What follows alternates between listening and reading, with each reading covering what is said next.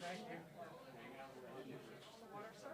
Oh yeah, I need some of that. I'll bet. Anybody else that want to? Anybody, like to join me? anybody want some water? Water? Water? No, everyone but Mr. Lowe and Wesley need to come this way. Okay. This is just for the celebration.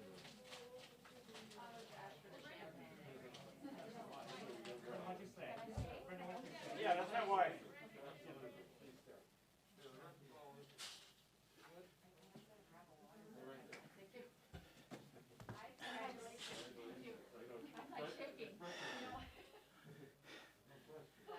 We did it, sweetie. Oh.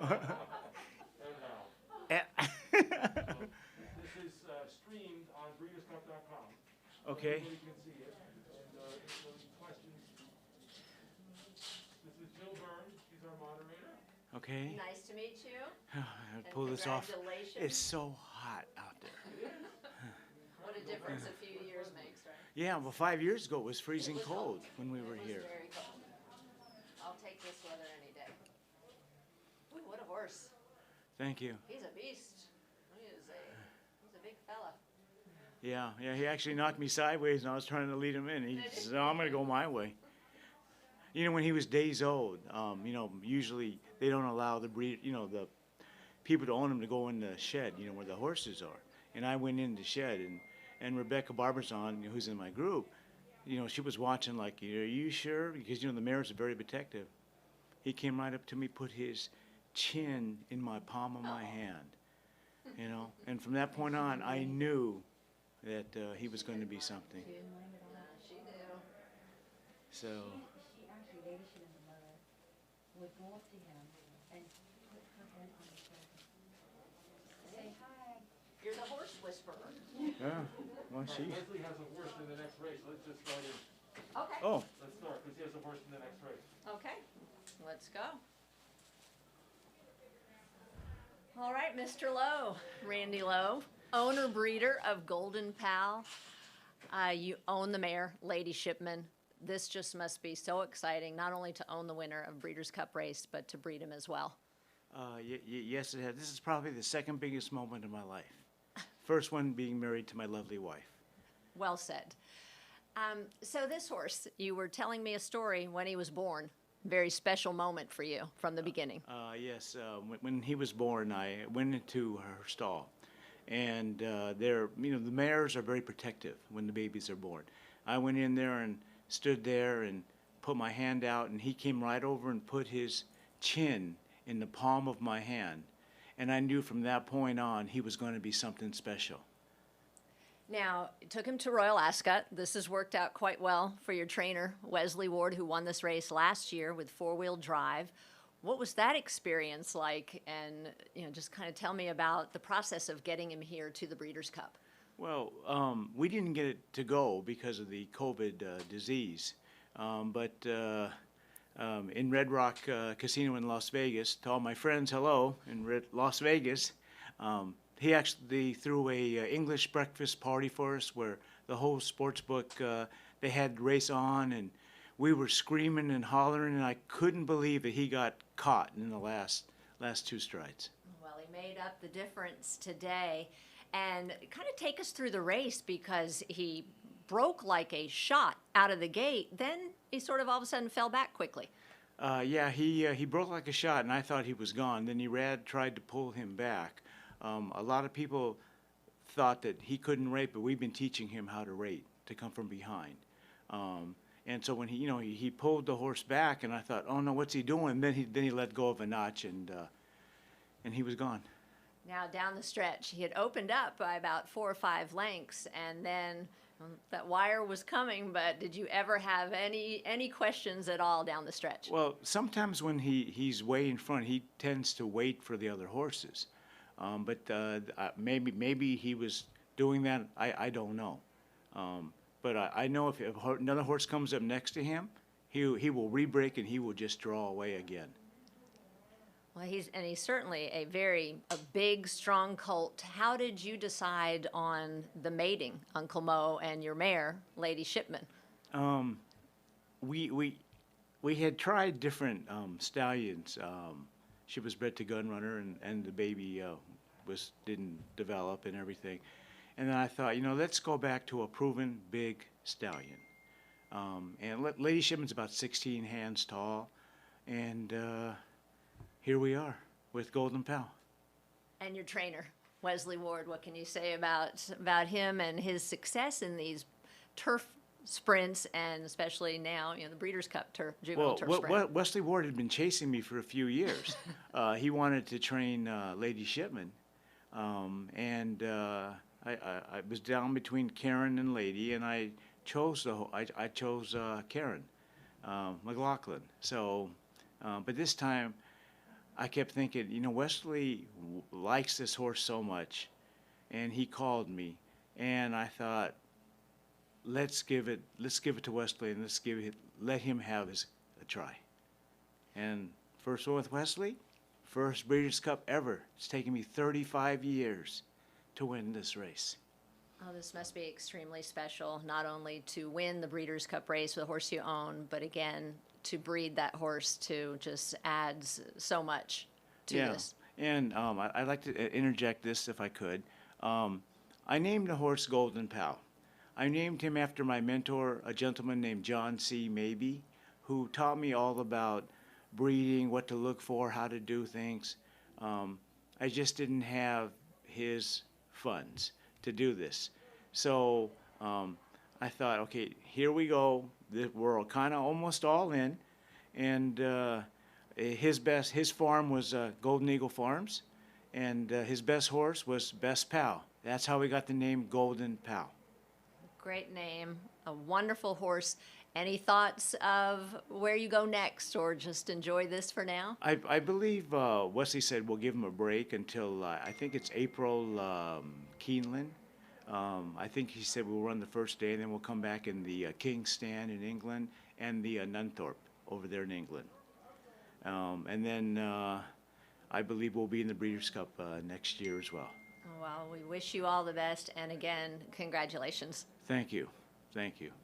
Hello, everybody. LA, Las Vegas, thank you.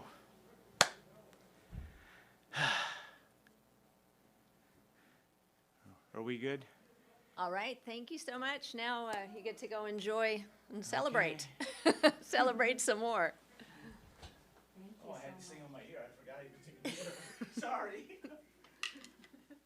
So nice to meet you, and congratulations. Very, very, very happy for you all. So special when you breed them.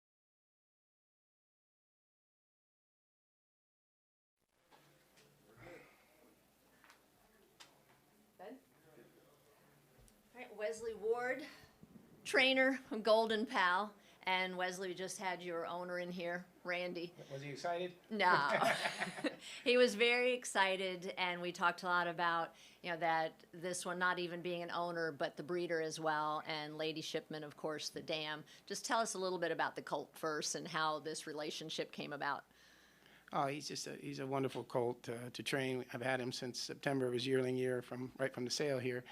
So just excited to take a horse like that, and then just watch him emerge. Just, you know, every month this goes by, he's just like a young kid, and you could tell he was an athlete. And then as we go through, as time goes on, the months go on, you can just see him just building stronger and stronger, and really mentally coming together. He's just, you know, as I said, he'd be like a young quarterback that's kind of a cocky young guy, and then as we finally get to the end of the season, he's really come together mentally. He's just really a cool guy to be around. He outbroke the gate, but then I was talking to Randy, kind of shuffled back by choice a little bit off of the lead because he outbroke the field so easily. Was that instructions, or did that just the colt doing that on his own? No, he's just real agile, and, you know, for a big colt, he's real quick. Moves like kind of like a cat, you know, and that's why the first couple of jumps, I think Irad kind of just let him shoot out of there. And then I just think that when he got down the backside, he's kind of a patient rider, and he wanted to take a hold a little bit and get him back. And the colt really didn't know what he was a little startled, you know, so he kind of come back, and I was a little worried too. In fact, wasn't too happy with Irad at that point, but I sure was at the finish. Very impressive race, and this has become kind of a pattern, a trend for you. You obviously won this race last year with four-wheel drive, but the going to Royal Ascot and then utilizing Keeneland, you sort of worked out this great template that gets you with a horse like that here to the Breeders' Cup. It is. I've got to give a lot of credit to Keeneland. They let me breeze a colt with this such great talent, you know, and really quality on the grass. And in order to keep him sound to get to the end of the year like we did, you know, a large part of that was being able to continue his workouts on the grass. It's a lot more kind and forgiving on this particular horse, and they gave me the tools to do that. And plans for him now? We'll shut him down now. That was always a plan. You know, we're gonna finish the year off here and bring him back, you know, just after Christmas, kind of start him back nice and easy and have him ready to go. For the most part, they usually have a stake opening day here for straight 3-year-olds, and that usually will tell us if we need another one until we get to Ascot, or that will be it until we get to Ascot, and we'll probably go in the King's Stand. You know, as you can see, he was kind of getting a little late there, the last part, and so he's a lot better at 5 than 6, but, you know, he's got such quality that he was able to sustain that extra 16th of a mile. And then ultimate goal again, Breeders' Cup, Del Mar? Absolutely, we'll be there. Yeah, the owner's, you know, raced in California for 30 years. He's already made plans, and he's probably making his hotel arrangements. Excellent. Thanks. Congratulations, Wesley. Thanks for having me. Thank you. All right. Good luck again.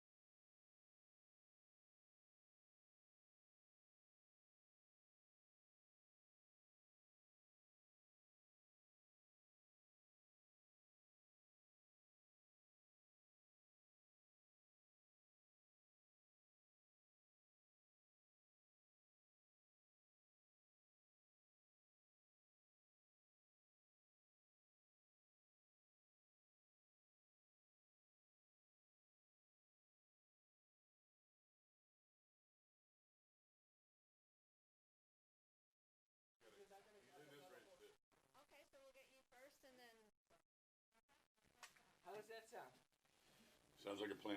Is that okay with you, Tom? To see if I can escape. No, you don't want to escape. We don't want to escape, but we want to start the process. Are we keeping the masks on? No, you can take them down for this. Okay. I'll keep away from Butch because, you know, he's too close to the You never horses. know, yeah. Right. How about that? Considering I just met him about a half hour ago. Oh, my Lord. I was here, my first one in this room with Catch a Glimpse. Oh, yeah. All right. Juvenile Phillies V-Quist. Congratulations, Gary Barber, Butch Reed. I was listening to the post-race interview, and a great story, Butch, with her. And you've had her in your stable, and then she gets bought, but they keep her with you. That must really have made you feel just that ultra confidence. Yeah, that doesn't happen often with a trainer, you know, so it's just, I can't thank them enough, Adam Wachtel and Mr. Barber for Gary. giving me a shot like this, you know, and I'm glad I was able to pay him back, at least in a small part. Oh, a very big part. And V-Quist, a daughter of Nyquist, who won the juvenile right here at Keeneland, so certainly a fondness there in the family for the track. But this filly, first time going 2 turns, what has she shown you that made you think today would not be a problem? Well, she hasn't shown me anything. She showed me no limits is what she showed me. You know, she just trains like, you know, the first time I breezed her out of the gate back at Parks, she went, you know, we were just supposed to go an easy half a mile, but she went 48 a minute, 112, 125 going 7/8. So we had a pretty good idea that she can go. She can click off 12-second eighths almost endlessly. So. And take us kind of through the race with what did you tell Joelle going into this? It looked like she had the perfect trip, but for a 2-year-old to be inside, that can be daunting. Well, I pretty much left it up to him. The only thing I told him, I thought she would be forwardly placed. You know, I told him to break her sharp. And if she's on the lead, that's fine too. You know, because last time she came out of the gate a little bit slowly, and I think it compromised her trip a little bit. So he broke her sharp, and he just tucked her in perfectly on the fence. And I told him, you don't have to worry about anything because this filly, nothing bothers this filly. So gets a little dirt in her face, doesn't bother her a little bit. She was certainly very brave. And Gary, I'll get to you because I know you have to get back out for another race. You're very busy this weekend with 9 runners. Well, the first one kicks off with a victory, the Breeders' Cup. You've always had success. But your first one was here at Keeneland, and now this today. Unbelievable. You know, I have a lot of people to thank. Obviously, Butch at the top, but the partner Tom for allowing my partner Adam Wachtel and us to buy in. Great partners, and I was really adamant and humbled that we keep it with Butch, and Adam and I discussed it. He knows her better than anybody else.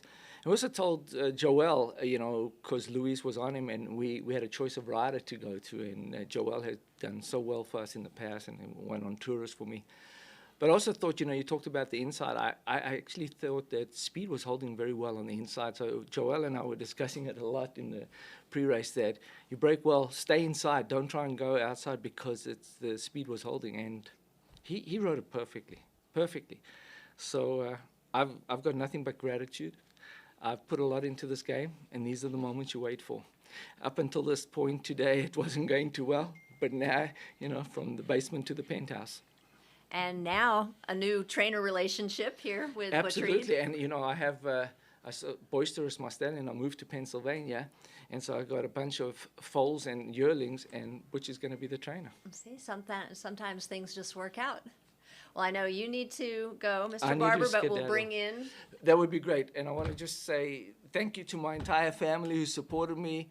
My mom, who's 91 and watching and having a heart attack high, my wife, my kids, my 3 kids, the whole family, my brother, and my nephew who's here, who goes with me everywhere. So during COVID, it was hard to get here, but thank you, Butch. Thank you were you, sir. excellent. Really appreciate the opportunity. Thank you. You have put so much into the business, and we owe a lot of gratitude to you as well. Thank you.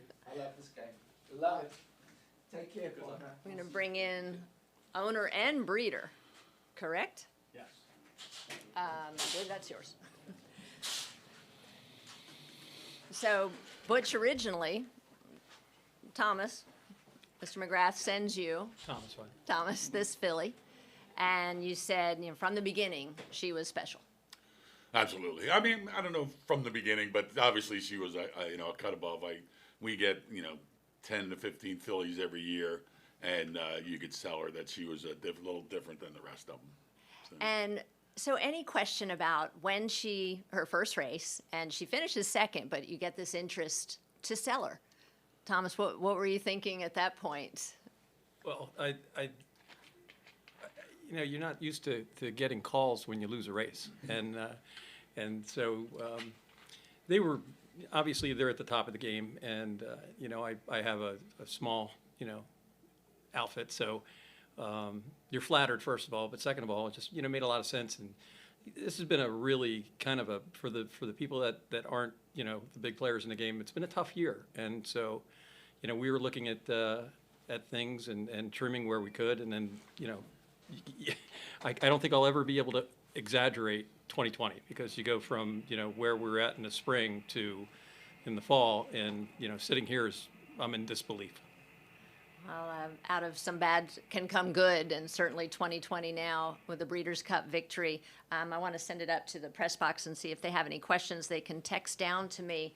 And meanwhile, waiting on that, and so you bred this filly, and do you own the mare as well? And what are the plans now? Obviously, maybe take a look at Nyquist again. Yeah, certainly. We've been talking about Nyquist, and just I just wanted to really get this race behind us, and we were hoping for good things, and and good things happened. So we have some discussions to have about it and where we're going to go, and I think back on it, and I just I give credit to my relationship at Brookdale and Freddie Seitz. It was his idea originally to go to Nyquist, so and it worked out well. So Worked out very well. Well, Butch, I have a question for you. That she's a Kentucky bred, but you're based in Pennsylvania. And what does this victory mean for Pennsylvania racing? And does it prove that good horses can still be based in the Keystone State? Oh, absolutely. And in fact, on the way over, I had a little bit of a win streak on my shoulders because this is the third consecutive year that a Parks horse has won a Breeders' Cup race.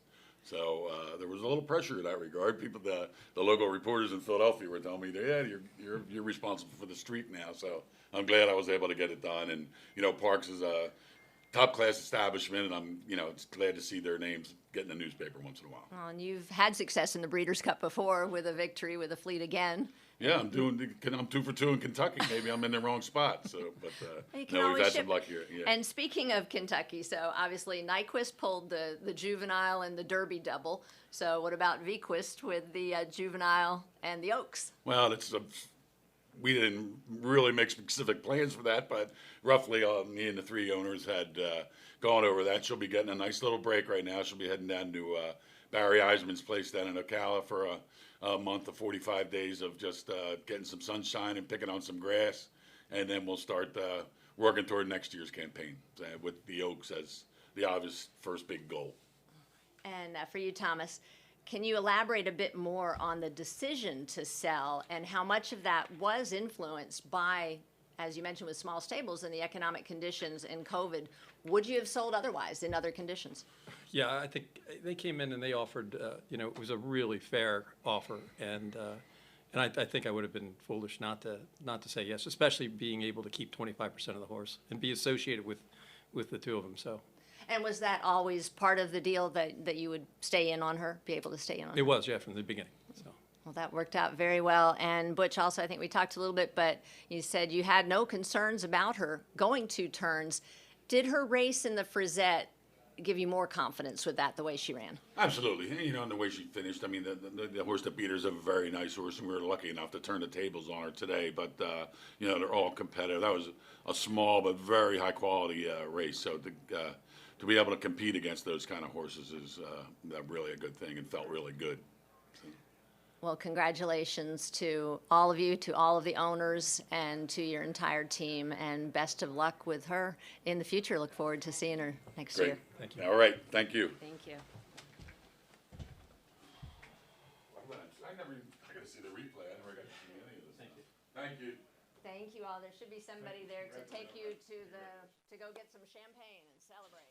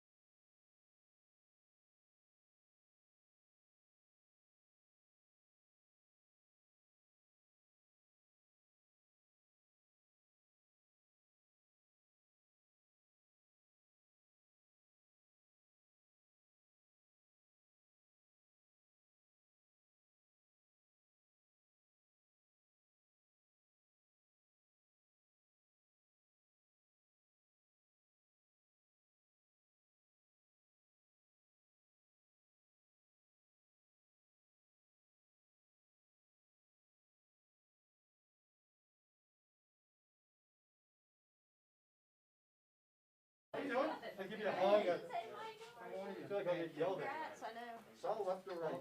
Come on, okay. You pick this time. Oh, You tell, and Billy, you talk tomorrow. I'm not, Guys, I'll see you back at the bar. all right. We take these, we can take these off, right? Here or no? Yes, yes. Thank God. Right. Yeah. When we're ready. I was looking back there.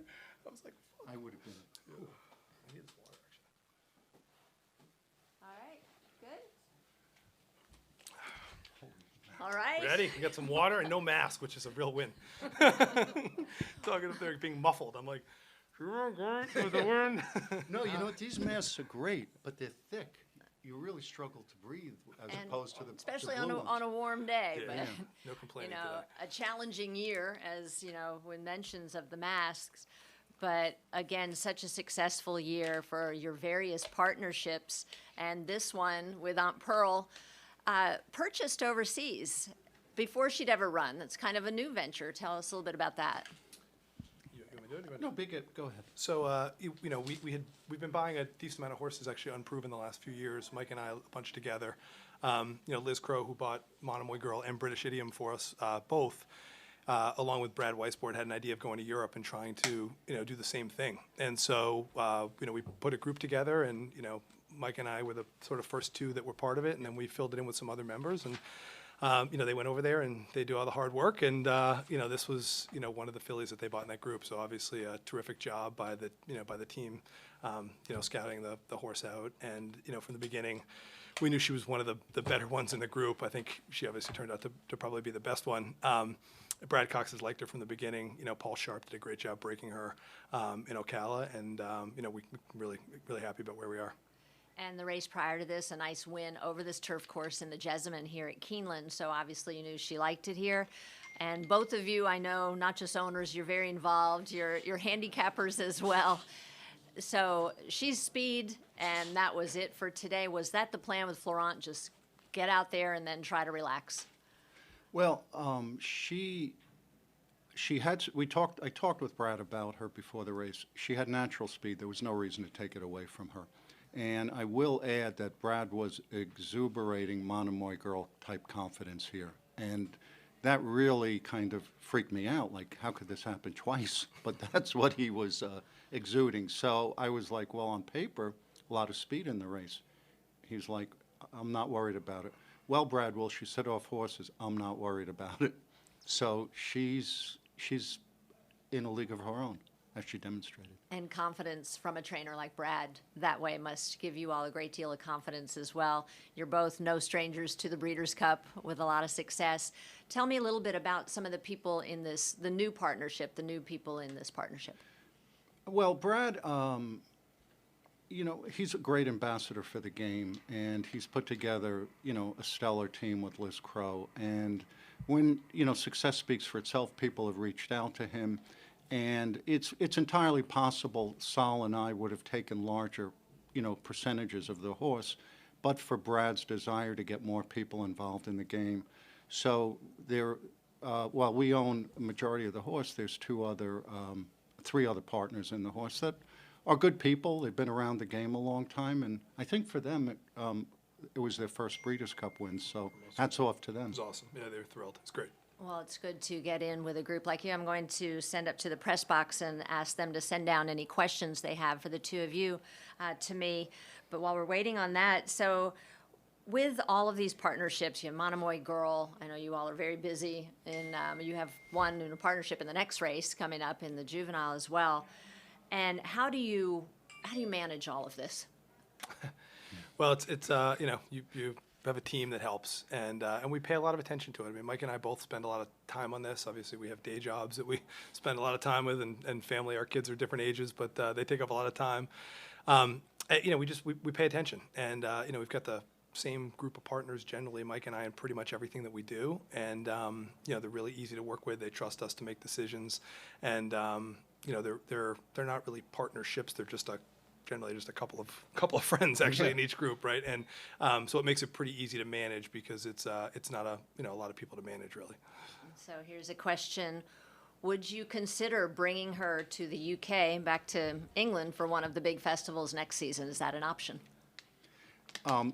I'm gonna leave that up to the trainer. I don't tell the doctor what prescriptions to write, so I don't tell my horses where to run my trainers where to run the horses. It'll be entirely up. Brad's a genius. He'll plot out a campaign, and whatever he plots out, Sal and I will be along for the ride, and it'll probably be a great ride. This has been such a challenging year for everyone, and the horse racing industry obviously has been, the sport that's kept going. How has this year affected you all, or, is it just been kind of business as usual? Oh, it's affected everyone's life, right? It hasn't been business as usual. It's been nice to have the horses running. That when they stop for that little period of time, the ecosystem stops, and it's just difficult. It puts a lot of stress really on the business. It's nice to have a distraction. There's so much crazy stuff going on in the world that, to be able to take off on a day like today and spend your day with good friends and partners and, watch your horses run. Brought my dad up today, and Mike's got, a bunch of friends and family with him. It just makes it, it's what it's all about. So been a great distraction. And as for Aunt Pearl, I know you probably get with Brad, but what would be your next plans? Where does she go from here? Wherever Brad tells us she goes.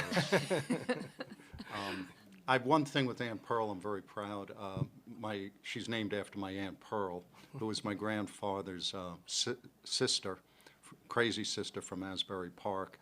And as what a small world it would be, one of our other partners, Stu Grant, knows Aunt Pearl's daughter from Delaware. So, it is just truly a small world. Got one more question coming on its way here. Obviously special. So you called Brad Cox a genius. You have a lot of trainers, top trainers. In what way do you see that talent in him? What makes him stand out? Well, I was the one who called him a genius. So he has just managed these horses that we've been involved with so superbly. With the experience of Monomoy Girl, who's, a once-in-a-lifetime horse, and seeing how he's handled it. I don't believe many trainers could have handled that horse, could have handled the adversity that we had to overcome. He puts them in the right places. Everywhere he spots them is where they belong. When they come to the races, they're ready, and I'm in awe of it. Yeah, and the other thing I'd just add to that is he works as hard as any trainer I've been around. It's a family affair with him, with his two sons in the barn all the time. They're not doing much else. They're watching races when they don't have horses running. They're thinking about it all the time.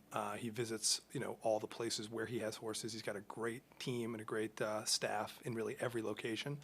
And he's not afraid to give you bad news, right? If you buy a horse that's not good, he'll tell you. It doesn't matter what you paid, doesn't matter. He gives it to you straight, and he tries to put him in good places. And, I know Mike and I both really just appreciate the directness. And he's been a really easy guy to work with. And, we were there for his first Grade 1 win. He's won a bunch since. We've been lucky enough to be partners with him on a handful of them. And I think he's had just a breakout year this year. We're really happy for him. And the same thing with Liz Crow, who has purchased some phenomenal horses for you. Liz is amazing. She's really, I don't know, because I don't understand her job, much like she probably doesn't understand mine, but she does it incredibly well. And with little fanfare, and very calm, and very clear in her explanations to us. Just a pleasure to work with. Yeah, hardworking, honest, and just clearly very good at what she does. We just hope she can still buy the good ones for us now that she's buying horses for lots of people now. Well, you all have a lot of more action coming up today and then tomorrow as well, and looking forward to seeing all your horses. So best of luck. Anything else you'd like to say there? I know you probably want to get out and watch this next one. Great. Oh, great. Thanks. All right. Thank you both. Oh. Thank you very much. Good to see you. Here comes the mask. Oh, yeah, I was loving it. Yeah, with the Aunt Pearl story, because she's out of a man. Oh, yeah. That's great. Good to see you.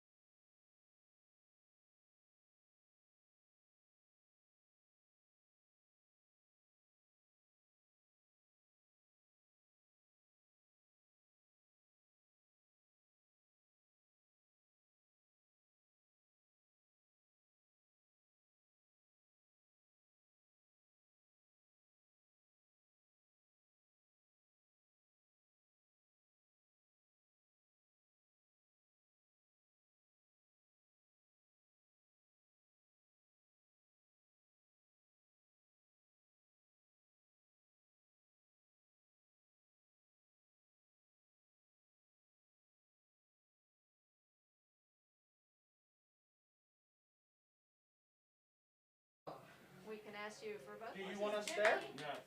No, I'm sitting here, you're sitting there.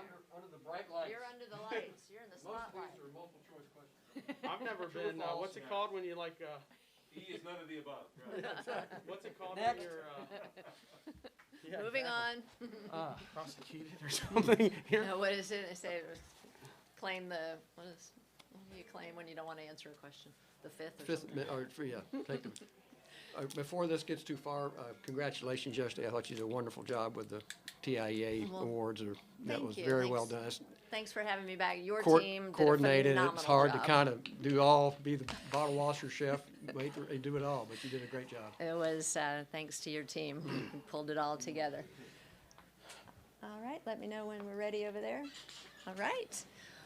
Well, congratulations. Essential Quality takes the Breeders' Cup Juvenile, and I'll start with you first, Brad. You had said in the pre-race interview you wanted this horse to be close to the pace, and then all of a sudden he's back in 8th. What were you thinking at that time? I was concerned. I was, you know. You can take your masks off Okay, great. if you're comfortable with that.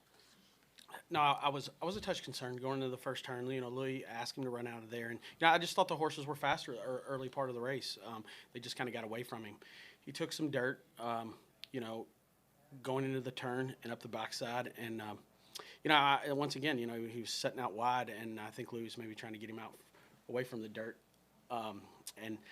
You know, I wasn't sure he was, you know, really carrying himself, you know, into the bridle and carrying himself. I was very concerned, and then, you know, I think I saw 45 and change for the half mile, and I could see Louis starting to pick up. And when he was starting to pick off a couple horses, I thought this horse is going to come. I don't know if he's going to get there, but he's going to make a run at him.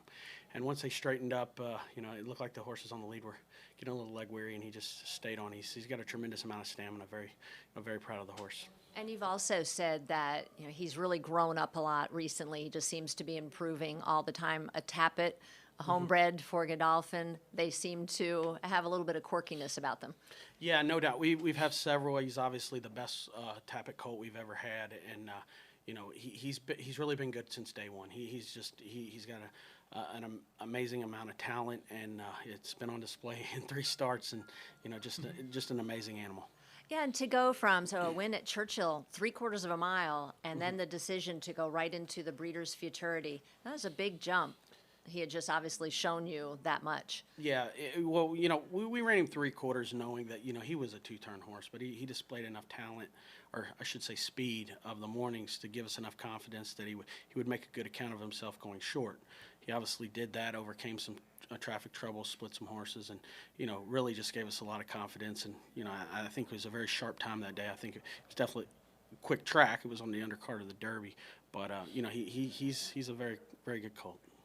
And Jimmy, a homebred for Godolphin as well. You know, so special for you all to hear in Kentucky at Keeneland, kind of home base for Darley America. Just tell us a little bit about Essential Quality from day one. Well, you hit, you know, it's a cherry on top. It's just so exciting to win any Breeders' Cup race, and then when you have a 2-year-old colt that's a homebred, and again, I was just saying earlier how exciting it was to be there with so much of the farm staff was able to come over in your own backyard, and that's one of the joys, is to be able to share this with as many of the people that put so much time, as you well know, into the behind the scenes of all this, and so it just made it so much more special to have the whole team over here. And again, a tribute to, you know, Sheikh Mohammed and his overall breeding program globally. You know, there's nothing more exciting than a 2-year-old that looks like he might get a little further going the 2 turns. And, you know, really a tip of the hat to Brad and his team, and Brad in particular. He was saying something to me pretty early on. He says, you know, when you take a colt that, he says, I think he's going to love 2 turns. We're going to run him short. I think they went 9 and change that day to show that kind of speed. And yet, to be able to handle these 2 turns, that's what he was looking for. And every time he works and runs, he goes, Jimmy, this horse isn't breathing. You know, he said he's really, you know, he loves the distance. And so, you know, it's just been a great day for everybody. It's rare, so got to enjoy it. Well, you definitely segued into a question here for you, Brad. Do you allow yourself to even think about the Derby? You mentioned this horse will run all day. He has the stamina. He's already won at Churchill. You're now, you know, early favorite. You have to think somewhere down the road.